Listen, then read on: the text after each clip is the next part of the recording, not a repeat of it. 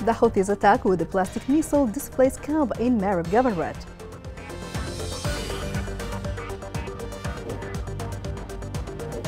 Houthis launch recruitment campaign for women and girls in areas under their control.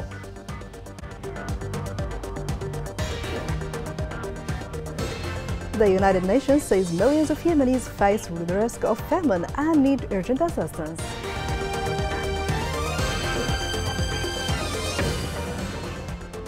Good evening. Welcome to Yemen Today TV. I am Abir Ali.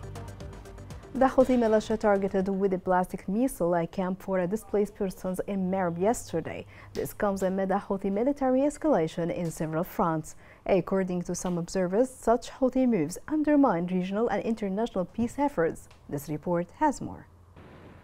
The killing returned once again to the camps for the displaced, and with terror and fear returned again after calm and tranquility prevailed for periods. A few weeks separated between two ballistic missiles attacks, one of which targeted a bus of civilians during the war. It puts question marks on continuous attacks of the militia, which exposed Marib and its residents to missile targeting and put the lives of civilians in danger. We were shocked yesterday that the Houthi militia shelled the displaced camps with ballistic missiles, and it targeted women, old people and children. I consider this a shame on anyone who commits such crimes. The displaced people here in El Suwaida camp fear the Houthi crimes, which seem to have returned again after they targeted the camp with a bullset missile. Yesterday, it caused damage to their property and caused anxiety to the camp residents around the area, due to being targeted again with another missile. With these disturbing Houthi moves, the lives of the camp's children remain in the danger from these deadly missiles. We heard the explosion amid the screaming of people. I'm a disabled person, so I couldn't run, but people rowed me in and pulled me to escape the fire. Ballistic missiles have become the Houthis' longest-handed means of punishing civilians in Marib, as a means with no goal other than to inflict harm on civilians, a hand of innocent victims who pay the bill of the war, which reflects the hidden hatred of the terrorist militia that is trying to spread chaos and ruin the dream of a stable life for the displaced and civilians in the city, and forcing them to anticipate death at every hour and minute.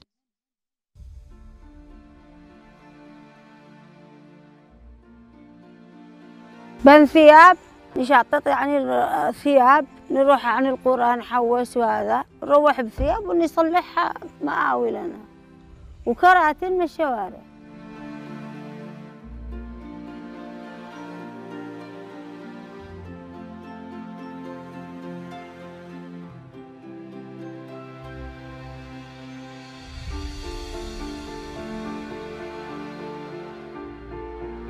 والله إن احنا نكره يجي المطر يخسع لنا البطانيات، يخسع الفراش، يخسع الجماش، نسمر برادة خاسعين احنا وجهالنا. فالمأوى الانتقالي هذا الكنتيرة جعلتهم يعيشوا في استقرار للمستفيدين من ناحية سواء من ناحية الأمطار أو لا من ناحية العواصف والرياح والرملية، بما أنه عندنا هنا في مارب الرياح بتكون شديدة.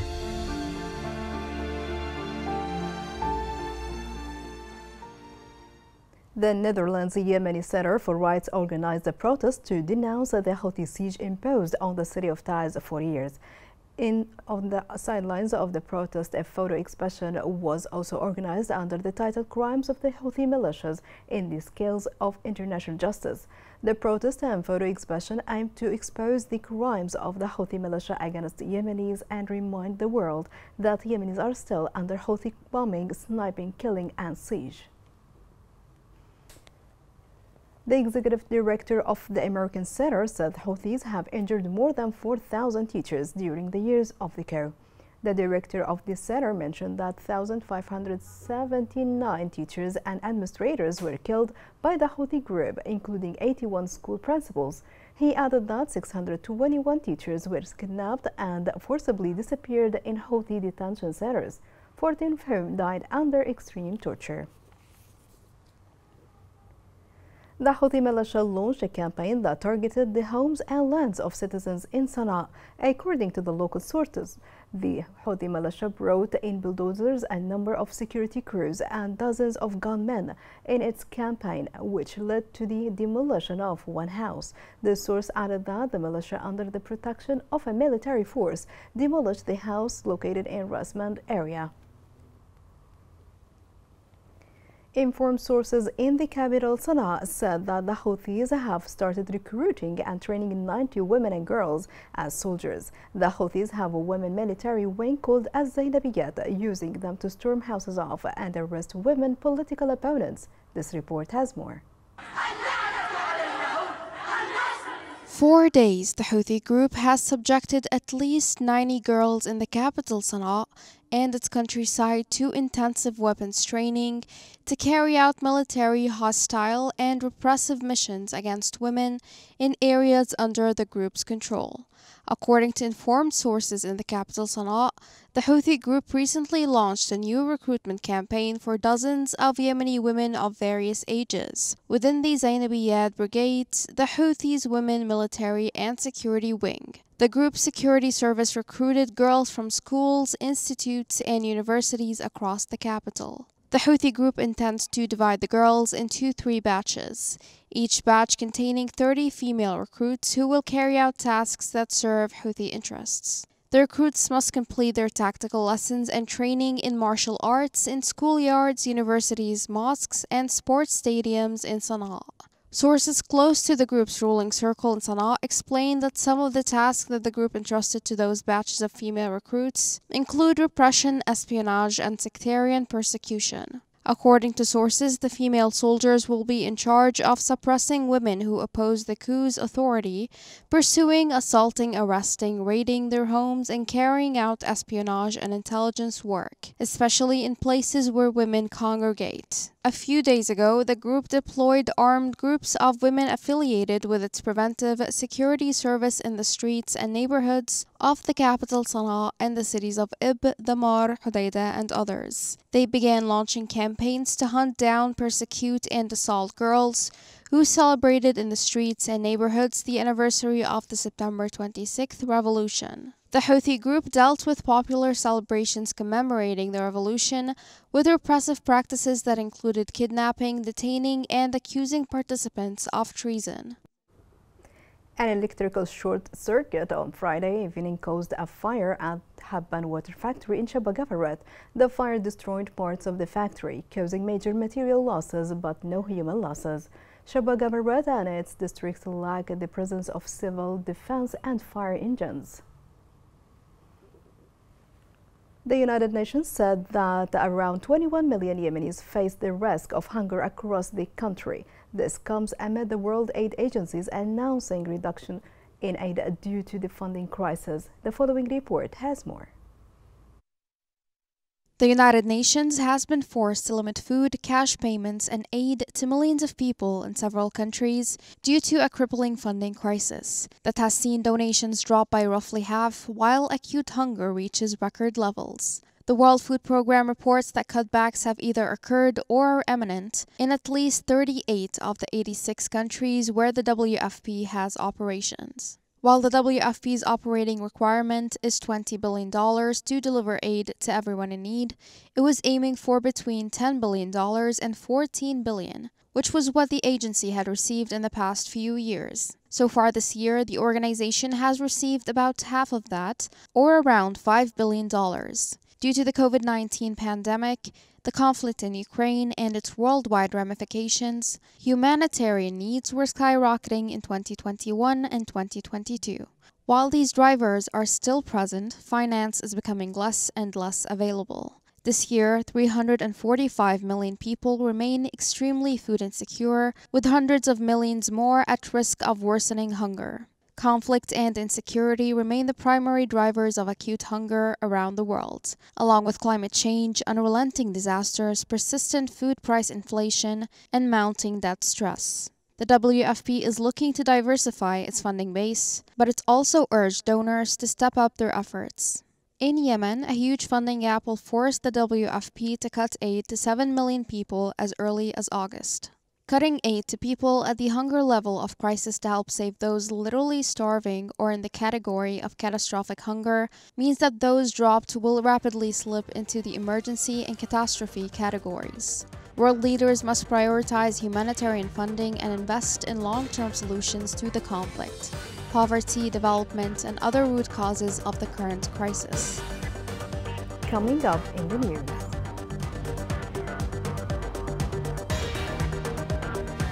Yemen Heritage Symphonies captivate the global music audience in the French capital, Paris.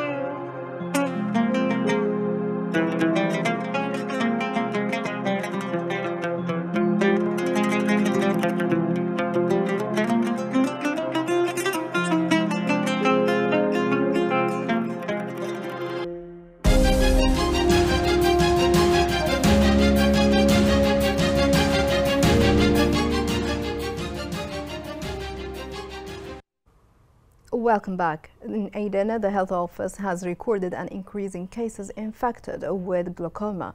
This comes when hospitals in the city lack basic equipment and shortage of medicines and medical staff. This report has more.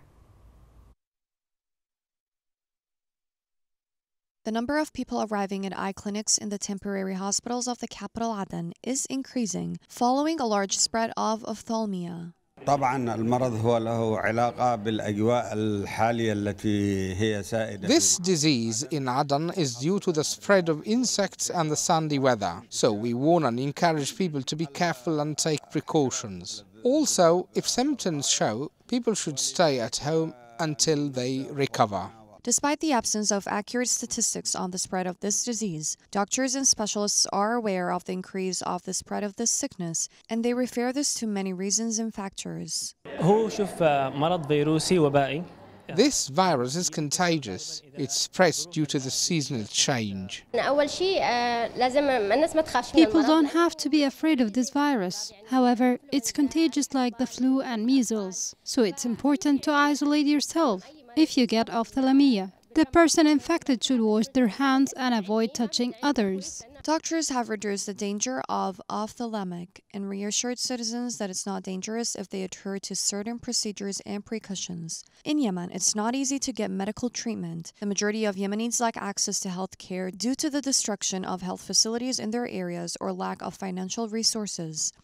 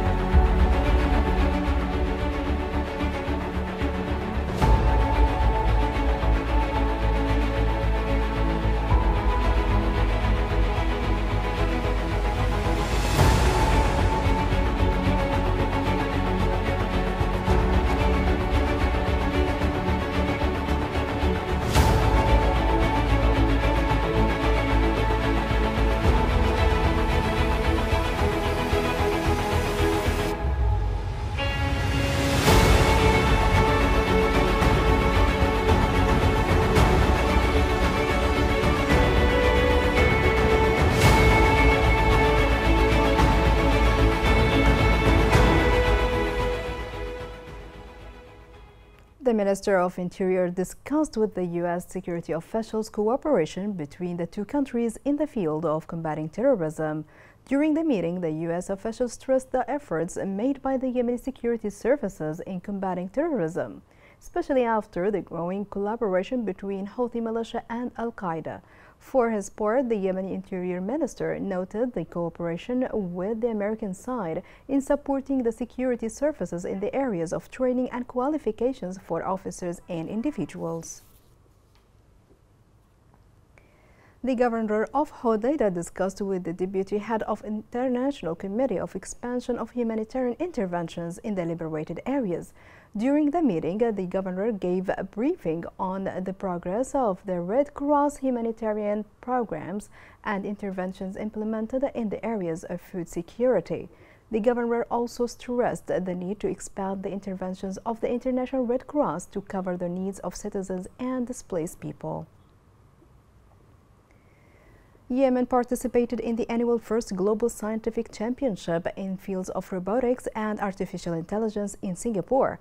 The team included 6 students, a supervisor and a coach in the tournament, in which young people from 180 countries participated. The competition aimed to develop the participants' creative abilities, problem-solving skills, and expand their perspectives in the application of the science and technology. In Paris, more than 72 Yemeni musicians gave an orchestral concert before hundreds of Arab and international musical lovers. The musical melodies played reflected the rich and diverse Yemeni heritage and folklore. This report has more. Yemen has been suffering for almost 9 years. The country suffers from instability, famine, displacement, and poverty. In the midst of these difficulties, 30 Yemeni artists have set out on a quest to change how the world views their country by utilizing the varied musical traditions of Yemen. Last week in France's capital, Paris, the group performed for 90 minutes throughout the Matagor Theater. The group did not only play in Paris, but they have been to Cairo and Malaysia as well. This concert is part of the Heritage Symphonies project, which was inspired by the war in Yemen. The first concert was held in Malaysia in 2019, and it was followed by a triumphant performance at Cairo's Opera House in 2022. Mohammed Al-Ghoum, architect of the project, said that this is not just a performance of the Yemeni musical heritage, but it's also a way of spreading peace through representing their culture. He added that they are trying to reshape the world's perception of Yemen. Yemen is more than just a war zone. It is a land of unparalleled cultural diversity and vibrancy that the world should be aware of. The performance was attended by more than 1,500 people. Al-Ghoum said, "We have a purpose and a different message." The group chose Paris as their first destination to perform in Europe because the city is a major epic center of culture and arts. Former French ambassador to Yemen, Jean-Marie Safa, attended the concert. He said to Al Hadath TV the performance was outstanding. He added that music may not speak, but it certainly weaves tales, and here in Paris, we heard stories from Yemen narratives of music and culture. The Hadramaut Culture Foundation, a nonprofit organization founded in December 2021 with the goal of bringing Yemeni culture to the global stage, generously supported the concert. According to UN reports, Yemen's civil conflict is one of the world's worst humanitarian disasters, with 69% of the population, or 21.6 million people, requiring humanitarian assistance in 2023. But the situation in the country did not stop the group. They were pleasantly delighted by the attendance during the show in Paris. Al-Ghoum said that this injected hope into them. The concert included collaborations with French musicians as well as performances of Yemeni and French songs, making it more than just a showcase for Yemeni music. Here is a reminder of the main headlines. The Houthi attack with a plastic missile at displaced camp in Marib Governorate.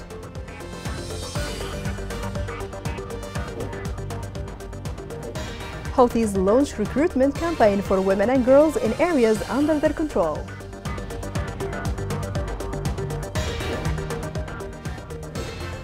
The United Nations says millions of Yemenis face the risk of famine and need of urgent assistance.